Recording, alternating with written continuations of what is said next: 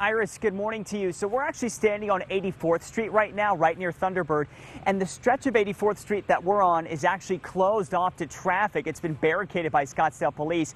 And if you take a look at the mess around me, you can really see why. There's mud on the streets. There's even some water on the streets in some places. We're even seeing things like this. We're seeing rocks just like this. And if I back up a little bit too, we're seeing some debris from trees like branches and even more rocks. And if I back up even farther, that's when we really start to see the mud. And you can really tell just how far that water got yesterday, almost to this person's house here. And I'm actually stepping in the mud. It's pretty slippery, but you can see this dark line here, the water making it all the way up there, this person's house. And if I walk a little bit to my left here, you see the water from the wash here brought all of this gravel right to the front of this person's house. You can see in this area on this stretch of 84th Street, some people here have quite a bit of cleanup to do.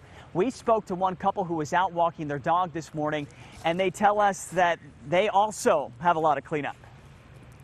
Looked outside and it was like, I've never seen Just the rain like that. sheets of rain just coming down in buckets, just over and over. Yeah. Like the windows were just, it was like waterfalls of rain all around our house. And now, despite that, the waterfalls of rain around her house, as she describes it, nothing on the inside of the house was damaged. Everything was dry, but she talks about their front yard has quite a bit of damage from trees and rocks and things like this. But I mean, this is really what we've been seeing all morning long. In some cases, branches even a little bit bigger than this. The cleanup well underway here in North Scottsdale this morning. Back to you.